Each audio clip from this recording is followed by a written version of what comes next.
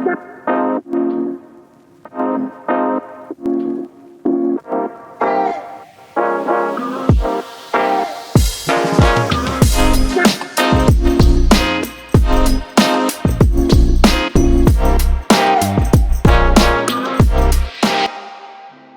am out at a newly acquired flip property that I just picked up. This thing is an older manufactured home. It's got a small shop on an acre of land out in the country a bit here. Looks stinky. Let's go inside and take a look. You know, people have asked me in the past, like, they didn't even realize that you could fix up mobile homes or older manufactured homes or trailers. And really what it comes down to is how far gone is it? You kind of just have to do a cost analysis on these things, because you could get a brand new one delivered to the property. I mean, depending on the size, they could range anywhere from $120,000 to $200,000. As long as we can do the repairs on this thing for much less than that price, then it of course makes sense to do the repairs on it. Hello. Let's see if we got any. Oh, look at that.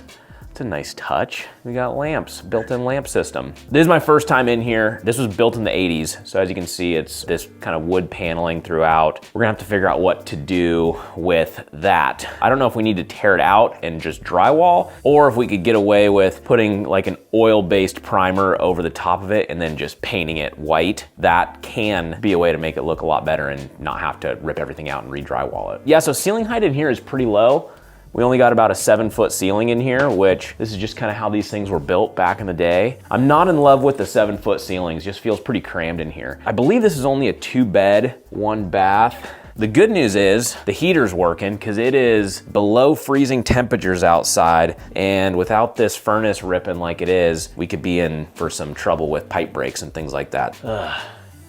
So coming into the bathroom here, we definitely have some potential water intrusion here from the roof, so I would assume this thing's gonna need a new roof. So this bathroom, as you can see, is pretty crammed. We do have the full bathroom in here, and it is the only bathroom in the house. As far as the bathroom goes, there's no salvaging anything here. It's gonna be a full bathroom reno for sure. We're just gonna be putting a standard tub shower surround in here and keeping it budget friendly. You know, we don't need to do custom tile work in here or anything like that. And then again, it's just gonna be a single bay vanity here. As far as pricing goes, I mean, we will spend, you know, $5,000 in this bathroom. It's similar and in line with what we'll spend on just your normal single-story ranch home, like a non-master bathroom, just kind of a hallway bath with a tub shower insert. Pricing doesn't really vary too much. This is a little bit funky of a layout here. So this is where the washer dryer sit, and there's no enclosure for them. So you kind of have to walk through your laundry room to get to the bathroom and then back out into the common areas. So that's a little bit funky.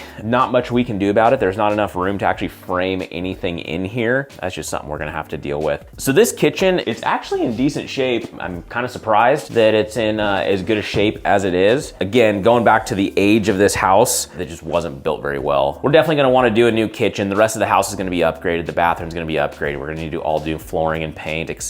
So let's take a trip outside and check out the land and the shop. This thing is old. So as you can see, it's obviously not the most beautiful site at this moment. So many viewers might say, oh my gosh, I would never in my wildest dreams live in a place like this or a house like this. And again, it'll be nice once we get done with it. But in our market, there are areas out in the country that are very, very desirable where people want to live. For this property here, like I was mentioning, it's on an acre. As you can see, we have a really big backyard here. It goes to that big tall trees back there. People want to live out here and just be off the beaten path. They want to have a little hobby shop where they can store their, you know, dirt bikes or snowmobiles or whatever. Have the ability to maybe build another shop back there where they could store their boats, or if they wanted to put up a horse barn or whatever. Versus living in the city where you don't have the room to do those types of things. This is for, again, specific type of buyer who wants to be out of the city, wants to have a little bit of elbow room between him and his neighbor. They want peace and quiet. So that is who is gonna pick up this property. And what's nice about it is a nice newer stick-built house on an acre. Here, let's say the house was like 2,500 square feet. It's gonna be going for $1 million. in this area. So there's plenty of nice homes out here going for $1 million, where this one, we'll be selling this for significantly less. The reason I bring up the $1 million is because just to show you, that's kind of what this area can yield for a nicer home. Another thing that I like about this is if you look here, so this is the road we're on. This is the main road. As you can see, there's zero traffic. This is a nice, quiet, country setting road. This would be a great place. Hey, if you like to go for a jog in the morning, want to walk the dog, you got kids, you don't got to worry about running out in the street because there's no cars around here. I love it out here. It's quiet, it's beautiful. Again, takes the right buyer. Let's stroll over here and check out our beautiful, beautiful land. So much room for activities back here, you know? Look at this. This is the kind of stuff you can do out in the country. You take all your yard debris and you burn it, all right? That's one thing I love about it out here. I already love my neighbors. Flying proud, the American flag right here, all right? This is God country out here, baby. As you can see, there's a lot of room back here. Again, if you wanted to do a horse barn, or maybe you just have a couple of dogs that you want to be able to run around, this property can provide that. So last but not least, let's go check out the inside of this little shop here and see what kind of condition that's in and what kind of value that might bring to the property. We got a gaping hole in our siding up here. Not quite sure what or why, but that'll have to be addressed, and potentially some new whatever they had in here, in or out. Did a little side swipe in there. Hello. That smells worse than the house. So we got half concrete, so you can pull your roadster in here, whatever hobbies you're into. Other than that though, there are no lights, which is not good. I don't know what they were doing over here.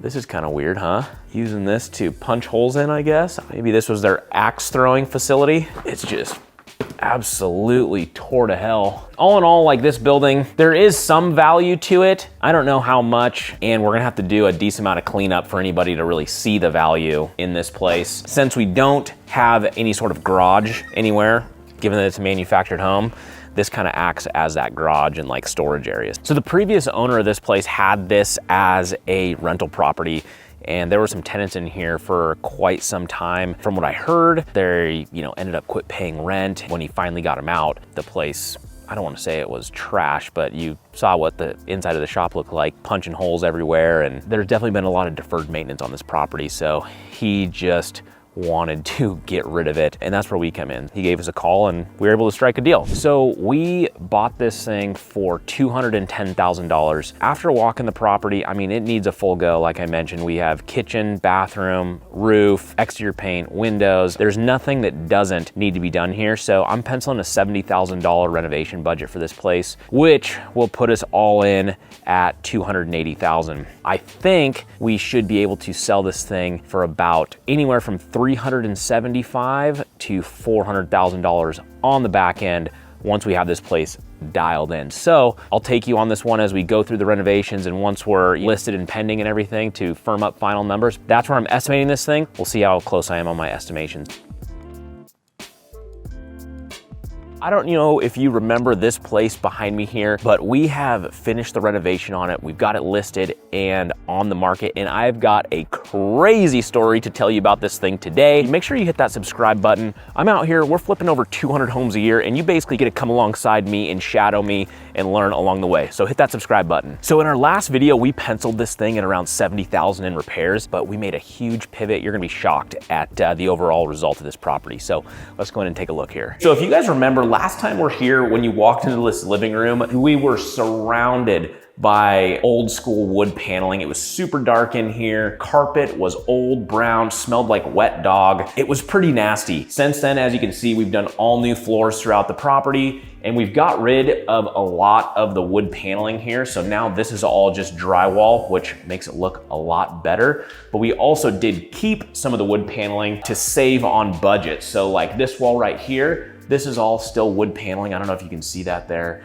And then same thing with some of these walls here. And what we did here was just do an oil-based primer and then paint on top of that, and it looks pretty dang good. So you might be wondering like why we decided to keep some of this paneling versus just do all new drywall. Really what it came down to was our major pivot on this particular property was right before we started renovations. We redid a market analysis. What we found out is the market was super, super tight. And what I mean by that is there was nothing for sale at an affordable price. And like in my previous video, I mentioned ARV being anywhere from $375,000 to $400,000. We made a decision. We said, hey, let's pivot a little bit. And instead of doing a $70,000 renovation, let's go light, and save as much as we absolutely can, because I think we might be able to get that price anyway. So that was the determining factor on that pivot. Let me take you into the kitchen real quick so I can show you one of the main areas that we pivoted was right in here. In our original video, I said, hey, we're gonna need to do a whole new kitchen, where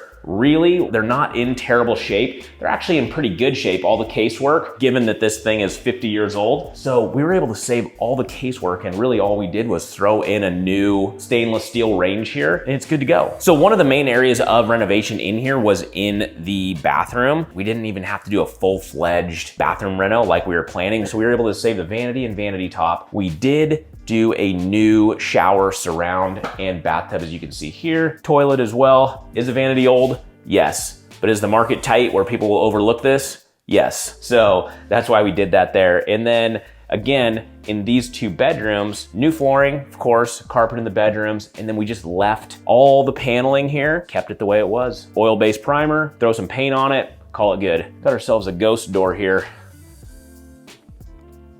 I hate that. Quick little tip to stop a door from doing this. I call it a ghost door, where it just kind of closes on itself. All you need to do is take out one of these hinge pins right here and bend it slightly, so there's a slight bend. And then when you hammer it back down in here, it'll just create enough friction to where that door won't do that anymore. So a couple small things that we did was just put new exterior doors in place. I'm a big fan of always replacing the front door. The front door is the biggest bang for bucks you can do on a house. It was an old trailer looking door. Now it's a nice new, what's called a Feather River front door. This is probably your biggest ROI on a house, is the front door. I know that sounds funny, but when you're talking a couple $100s on a front door, your ROI is way higher than that. Okay, and out here in front of the shop, I don't know if you remember this, but there was a big hole up top. There was a little bit of damage to some of the siding.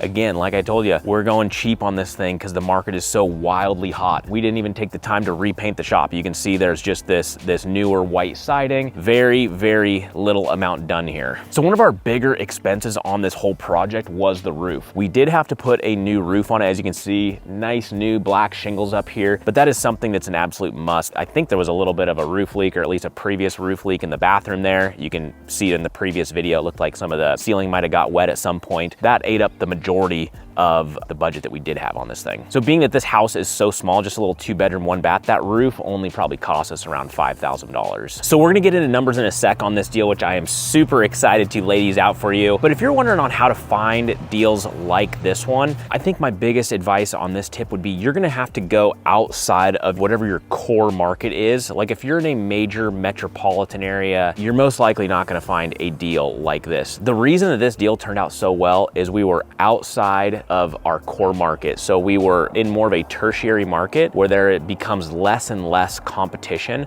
when bidding on properties like this. When we bought this thing, yes, we were up against a couple other buyers, but there was really, there was maybe 1/10 of the activity. And in addition to that, being that it is a manufactured home versus a stick-built property, less and less people are interested in those for reasons unknown to me. If you're looking for deals like this and looking for something at a deep discount, go outside of your core market and you might have a better chance of picking something up. Now, in addition to that, you have to know the market that you're talking about. This property right here is basically in my backyard. So I know the area extremely well, better than I would say any other flipper who's looking to flip this deal. So if you are looking at properties way outside of your main market, the cost might go up for contractors because they have to travel back and forth to and from the job. And if that's hours away, your cost might go up a bit. On this particular deal, we're only maybe an hour outside the city where our costs are really not going to go up. We bought this house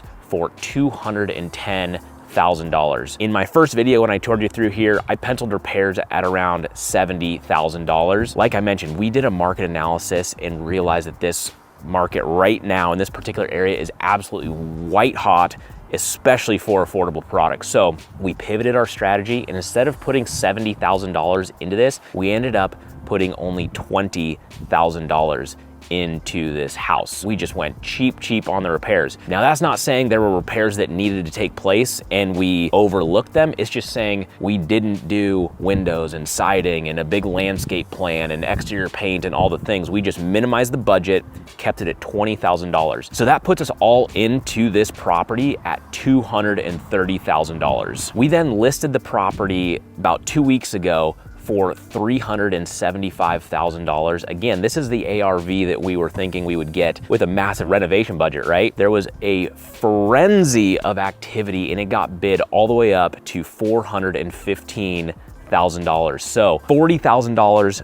over asking price with only $20,000 in repairs. So that puts our gross profit on this deal at $185,000. Like I mentioned, we were originally penciling this completely different, needing to do 70 to get 375. Due to that last minute market analysis, the market heated up. I can't take credit for that, right? That's a timing thing and a bit of a luck factor, but we knew it was a good deal from the beginning. We liked the area and sometimes you get lucky. And in this case we did. The market heated up. There was nothing in the area. We were the only affordable house on the market. Monster deal, guys. I'm super excited about it. I couldn't be happier on obviously how this thing turned out. So anyway, I take you out to the field every single week. Like I said, we do over 200 of these a year. If you want to come alongside me, learn, hopefully get some entertainment, hit that subscribe button, and we'll see you on the next one. All right, see ya.